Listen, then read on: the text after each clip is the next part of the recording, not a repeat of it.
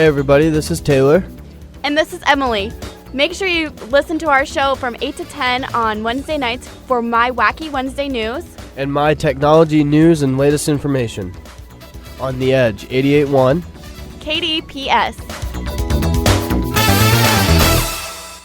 Yo, what's good? It's B-Riot. And T-Ras. Tune into our show Wednesday night from 8 to 10 p.m. when we will be delivering the latest headlines in sports, news, or whatever we want. Listen here for a little bit of a preview. I'm really looking forward to watching that matchup. Just the whole chess match of the offense-defense. And for the post-interviews, I just want to get a feedback from the players and what all they put into the season and was it worth it and all the sacrifices worth it, you know? Because this is 88.1. The Edge, Des Moines Shuffle Station, where we play whatever we want. It's time for Winter Jam 2013, presented by World Vision and hosted by Christian music sensation New Song. Who? What? Winter Jam 2013. Where? Wells Fargo Arena, Des Moines, Iowa. When? Saturday, January 26th. Why? Because Christian music rocks. Have you ever had that feeling that you just don't have enough money to pay your bills? Does your wallet ever want to just scream? If this sounds like you, then come to Money in Your 20s on Tuesday, February 5th at 7:30 p.m. in Viking Theater. Presenter Adam Carroll will give you advice on managing your debt, making money, and other financially helpful topics to help you during your college or even after graduation years. So again, that's Tuesday, February 5th at 7:30 p.m. in Viking Theater on the campus of Grandview University. Hey man, how's it going? Could be better. Why? What's wrong? Have you ever had that letdown feeling when you turn on your radio expecting to hear something awesome? Yeah, I have that expectation of my radio shows all the time, but I still don't know why you're so down on your luck. Well, I have realized that I need some new, more exciting radio to listen to. Any ideas? Yeah, you should try KDPS 88.1. It's Des Moines Shuffle Station. This is The Edge 88.1 Des Moines Shuffle Station. I'm Taylor, and a big congratulations goes out to the Texas Rangers, who have recently clinched the division, the AL West, for the first time since 1999. And the impressive part of that is they did it without their star slugger, Josh Hamilton. This is The Edge 88.1 Des Moines Shuffle Station. This is KDPS, The Edge, 88.1 with Jason. And Taylor. And Taylor. We're giving a big congratulations to Coach Blair Reed on his 300th win for soccer. What an accomplishment, Jason. What an accomplishment. I can't say that I've done it myself. Oh, absolutely not. Did you know that Coach Blair Reed is now 14th overall on NAIA active winning, NAIA all-time wins. That's amazing. How big is the NAIA? Well, the NAIA is a little bit smaller than the NCAA. Okay. But there's approximately, I want to say about 200 some schools across the nation in NAIA. And he's 14th? In NAIA. Nice. Congratulations just for that to Coach Blair. Absolutely. Upcoming this Saturday is the homecoming game, right? Yeah, so we're going to hopefully make that 301 for Coach. Mm-hmm. The team currently stands at 8-0 with a 1 conference win. Good luck to the coach and the boys for the rest of the season, as well as all the other GV athletic teams. Good luck, guys. This is KDPS, The Edge, 88. KDPS 88.1 Des Moines Shuffle Station, and Ankeny Dairy Queen at 1810 Main Street in South Main Street, that is, in Ankeny, is sponsoring a Meals from the Heartland event this weekend. For every Blizzard they sell on Saturday, they'll donate $1 to Meals from the Heartland. Blizzard flavors include Heath Bar, Butterfinger, and many others. That's this Saturday from 11 to 1 at Dairy Queen at 1810 South Main Street in Ankeny. KDPS 88.1. This is Taylor, and apparently Don Nelson, former head coach of the NBA's Golden State Warriors, is now the former head coach of the Golden State Warriors. The The winningest coach of NBA history, not in the Hall of Fame, is now gone. I don't understand. Why would you fire your coach like this? He did nothing but bring you success, despite the last couple years they've had troubles. Overall, it just makes no sense. I remember watching the year Golden State was the 8th seed in the West, and they knocked off number 1 Dallas. That was fun, and Don Nelson was a big part of that. You're listening to KDPS 88.1, Grandview's and Des Moines Shuffle Station. KDPS, Des Moines Shuffle Station, 88.1. Here's an interesting story for you. John Matthews of Cedar Rapids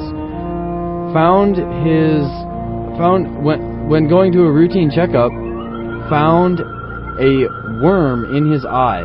Worm in his eye, you say? Yeah, like some kind of vision.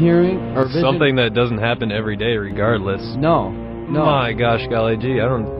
Right. So I'm sorry. So they go shine the lasers in his eye, try to kill it, and he naturally moves his eye.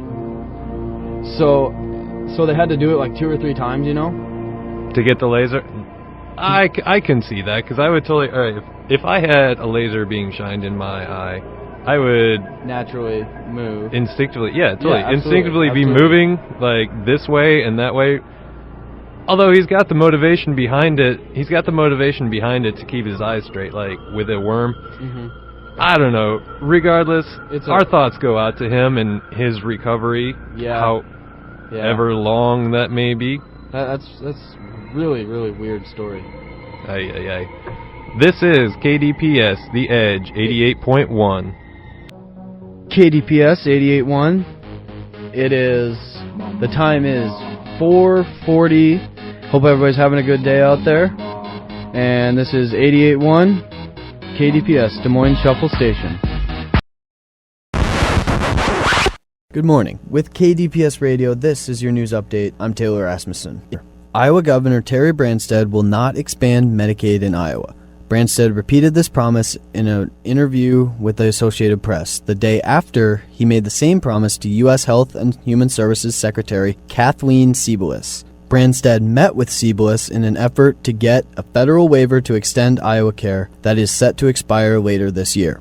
Pope Benedict XVI announced that he has agreed to step down as Pope at the end of the month. Benedict has become the first Pope to do so voluntarily since the year 1294. Author of the book Unveiling the Trinity, Tom Bosse says, I really don't know what to make of it as far as the church is concerned, for the Catholic Church, but as far as him doing it for his own well-being, I guess it would be a good thing. Bosse suggests that it might be a good thing for the Pope to resign for personal reasons if he can no longer do the job properly. Italian police have arrested a key suspect in the ongoing soccer match-fixing scandal. The suspect is now cooperating with international authorities as they continue to search for clues about the roughly 680 affected matches. Grandview University head men's soccer coach Blair Reed gives his thoughts and disappointments on the scandal as a whole. It's absolutely atrocious for the game of soccer. It's disappointing, but I'm glad it's out in the open, and it'll be interesting to see how FIFA, what they put into effect to make sure this does not happen again, and the kind of punishments and fines they will hand out. So absolutely a travesty for the sport. Reed says it will be interesting to see what FIFA does in order to prevent future actions of the same nature. Finally this morning, Principal Financial Group has been granted state tax credits in support of their multi-million-dollar renovation of the company's downtown Des Moines campus. With KDPS Radio, this has been your news update. I'm Taylor Rasmussen. Have a great day. Welcome to Theme Show Week, listeners, and I'm Taylor. This is Emily. And we have a special treat for you.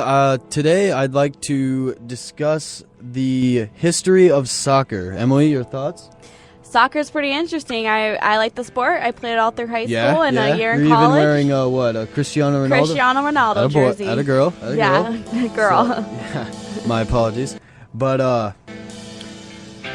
just think that soccer is very... Well, first of all, I played at Grandview this year. I don't know if you knew that. Oh, cool. Yeah, I played JV. I think it was a lot of fun, but at the same time, it was just a lot of work too. So, but without further ado, let's jump right into it. So, soccer, although some would claim technically the English are technically given credit, quote unquote, for inventing the game, but its ancient roots go all the way back to ancient China in the 1500 BC, when researchers have found evidence of soccer like the game states of balls made of animal skin were kicked through a gap in a net stretched between poles or posts 30 feet high. Records indicate that soccer was played as a part of the emperor's birthday celebration. That's pretty cool. Yeah, I mean, you know how most sports start, where they go the ancient, Yeah, they started at the dawn of time, basically. Right. But like, maybe I'll get to that a little bit later as far as the number of players on the field or the pitch, I suppose you could say. Oh, okay. But next up, we've got Rumor Has It by Adele, and keep listening for more history on soccer. Wouldn't you say, Taylor? Oh, that sounds good. All right. Thanks for listening on 88.1. The Edge. All right, that was Hangover by Tayo Cruz featuring Flow Rider. And continuing along on the history of soccer, this segment we're going to focus on roughly the 600 to 1600 AD, where in the Mexico and Central America region. Emily, I don't know if you know that at this time period, the rules started to form. Really? That early? Well, yeah. I mean, it just seems fairly early for a time period. Right. That's pretty cool. I understand that, but I think that as soon as, a lot, at least a lot more than the previous segment, where in ancient times where there was thousands of people per thousands of people per game. Yeah, the field in ancient times was a mile long, so goal line to goal line would be a mile. Oh my. And then sideline to sideline would be a half a mile. I would literally probably die if you played that with the normal people. Yeah, compared to FIFA regulations or any regulations today, I could only last 20 minutes at best in the Grandview team. I can't imagine running a mile between goals. Nope, I would not want to be a midfielder for that game. Right. Yeah, but anyway, the more specifically, the ball was made of rubber, and it was shaped like a capital I for some reason. I'm not sure how they shaped it like a capital I, but somehow it was. So in the next segment, we will discuss the arrival of soccer. The arrival of soccer in America, or at least the settlers in America, and we'll find out that the Indians had already played a version of soccer. So keep listening on The Edge. 88.1. All right, guys, this is KDPS, The Edge, and keep chugging along on the history of soccer. So, Emily, this time we're going to go into the year 1620, when the original Jamestown settlement became active, and the Native Americans in that area played a game called, some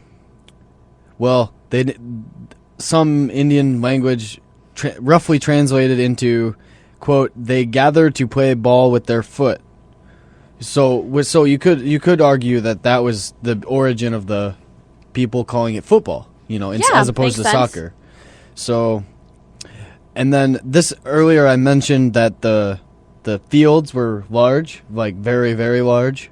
And this is the beat. Instead of a grass field, they would play on looks beaches, well, like with sand. Oh yeah, that's always fun. Yeah, and there is actually and now that I mention it, there is actually a sand volleyball, or I'm sorry, sand beach soccer World Cup. Oh, I didn't know that. Yeah, and then this is also as I mentioned earlier, remember how I said there were thousands of people on the field at one time? Yes. Where that was the case in the original Jamestown area in 1620-ish. So the games were often rough, which you can imagine with over 1,000 people. A lot of people on there, yeah. Yeah. So a lot of broken bones, stuff like that. And then, but see, the trick is, today you'd see it like if somebody fouled you with the intent of trying to hurt you. Normally, you'd be able to strike back and do the same thing, right?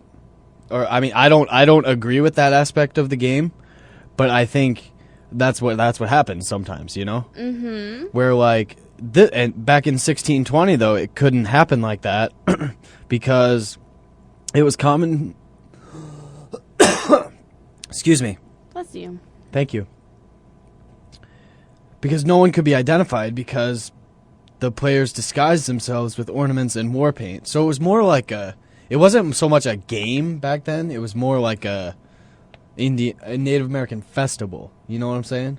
Huh, pretty cool. So, I don't know. I just think all this is really interesting, as you can tell. And by the way, I have been playing music that kind of pumps people up, at least for me anyway. First, to start off the show, I played the intro to Hell's Bells by AC/DC, and I think that, Emily, as I told you off the air, that you really can't talk about pump-up music, pre-game pump-up music, without mentioning Hell's Bells. Yeah, it's a commonly used one. Yeah. And not to mention it's a pretty sick intro. Mm-hmm. I would agree. But, yeah, so in the next segment, I'm going to finish up with the history of soccer and how it came to the Americas. And then I'll get into the modern-day facts and tidbits. So stay tuned on The Edge. 88.1. All right, that was Dead and Gone by T.I. And can fast forward about 200 years from the Jamestown settlement is when our next segment takes place. I'm just gonna give you a couple, not completely random, but because they're in order, they're in chronological order. But other than that, completely random. I don't know. Next time you're in a trivia game with your friends or whatever. Soccer facts, then. That's a very shorthanded version of what I just said. Yes. Okay. So. All right. So here we go.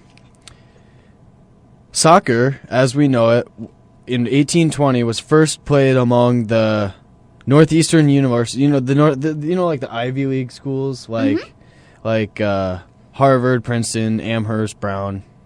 The Ivy League schools, where rules were, and then in this case, rules were casual and changed very often. And then back in the Civil War era, the 1865 to 1876, I believe that's the Civil War era. But anyway, soccer, I think that's when soccer really started to catch on as an American thing. I mean, because obviously it's not an American thing, I understand that, but I think it was intended as an organized college sport in the U.S. where I'm not, do you know how the name soccer came about? No, that is a question I've always wondered. Yeah. Well, I should have looked that up, but I didn't. So, Emily, I'm going to let you choose our topic. World Cup or MLS Cup playoffs? Well, MLS. MLS? Yeah. All right. So, the basics of for those of you that don't know, how the MLS is the American soccer version of the English Premier League. Okay. So that was a joke, but it wasn't fun. Never mind. Oh, sorry. No, it's fine. It's fine. But and the MLS Cup playoffs start tonight as their game 1 is of the first round is going as we speak between the New York Red Bulls and FC Dallas. Well, I think you decided a pretty good day to do the theme show. I know, right? Pretty good topic too. Yes. But so let me just give you the basics of how the MLS Cup playoffs work, all right? Okay. So like you got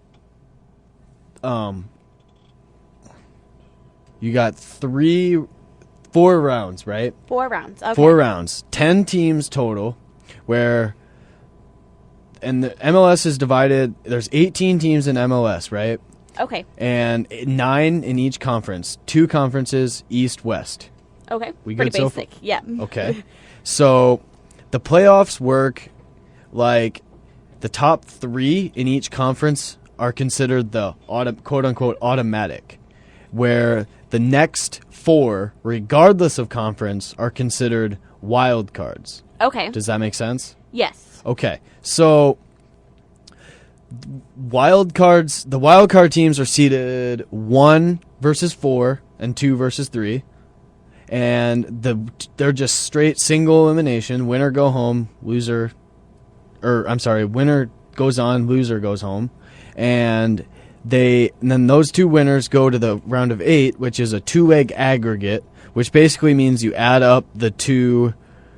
You play a game at in each team's house, and you add up the total points. The total goals. Yeah. Yes. Okay. Yes. And then the 4 winners there go to the Eastern Conference and Western Conference final.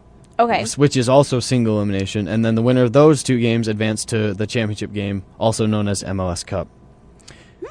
It gets really tricky because somehow and I don't want to go too long but the Western Conference champion, quote unquote, can be from the Eastern Conference. Okay. Yeah, it's really weird, But anyway, I love MLS, and I hope that my favorite team, my Sporting Kansas City, by far. All right. All right. So next up, we got Kelly Rowland with Motivation, and also next up we have a brief history of the World Cup on The Edge. 88.1. I'm Taylor, finishing up my theme show this week. For those of you that all still listening, that's number 1. That's very impressive to listen to a radio show for 2 hours straight, and I very much appreciate the support. So I'll just close with the very, very brief history of the World Cup. Right. So the World Cup, at least on the men's side, I did not research the women's side, but I do know for a fact that on the men's side, the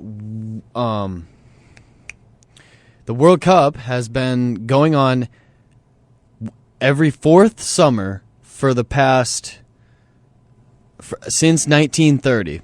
So that means it's one summer one out of every 4 summers for the past, I don't know how many years that is, but and then I'll sign off. Before I sign off, I just want to leave you with one quick fact.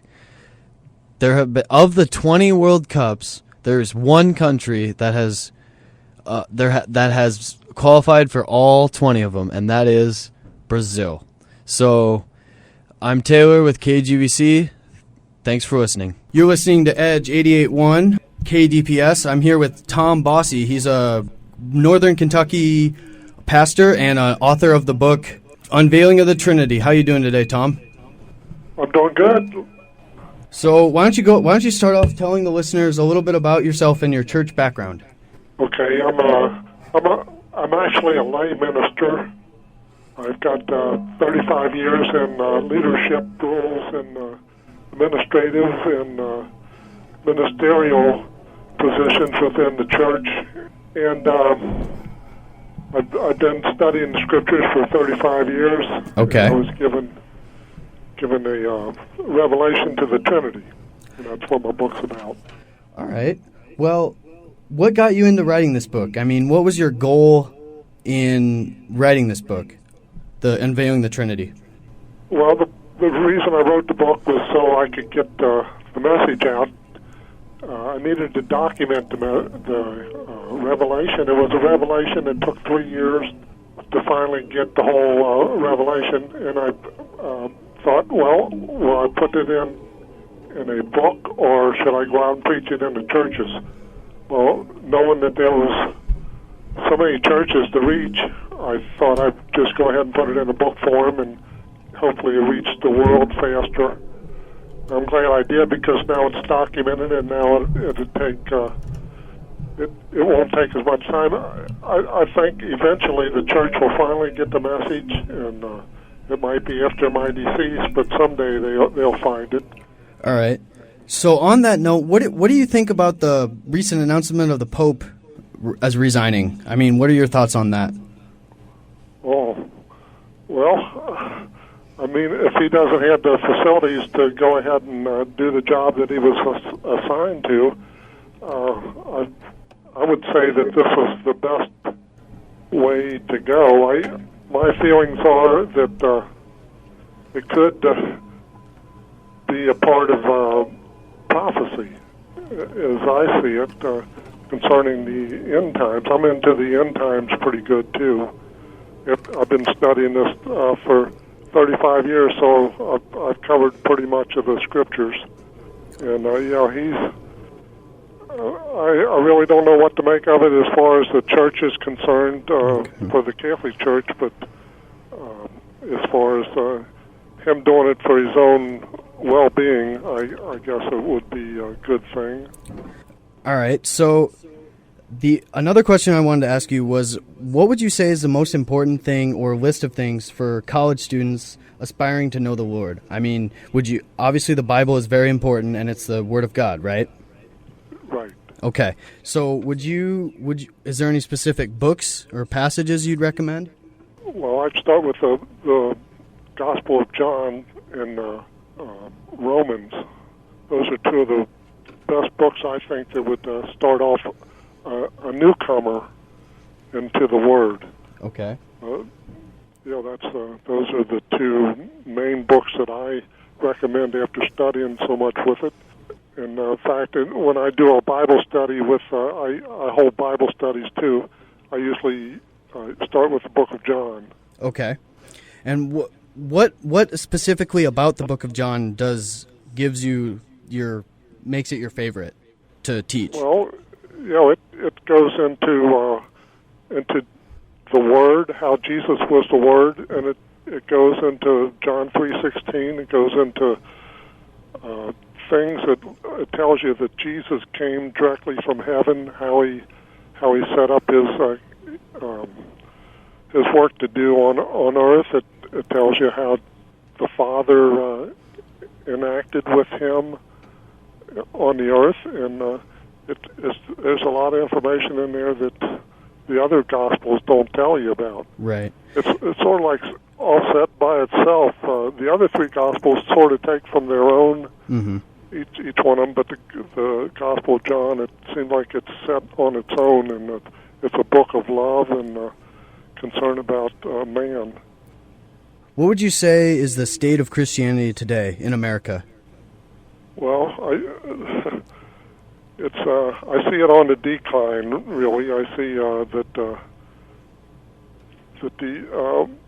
the church is dwindling, and listening to the world, what they have to say, and they should be listening to what the Word says. They should, but if the world says something and they keep saying it over and over, then they start believing that, and they make their laws after that instead of making the laws after the Word of God. And I see a decline in Christianity. And what would you say again is the major reason for that decline? Well, the main thing I see is when they took prayer out of school. Okay. And it started right there. I can see a decline all the way down through until right now. For those of you not just turning in, we're talking with Tom Bosse. He's an author and a pastor in Northern Kentucky. Finally, Tom, what Christian musician or artist have you always wanted to meet and or admire? I think most of the ones that I wanted to meet are dead now. Because I like the old hymns, and most of them were like Tennessee Ernie Ford or even Johnny Cash. He had some good songs, Christian songs. But the modern time music, I haven't got into that much. I'm from the old school. Well, that's okay. Sometimes there's just no school like the old school, right? Right, yeah. So, thank you so much for your time today, Tom, and I look forward to hearing from you in the future. Well, I appreciate it, Taylor. Have a good day.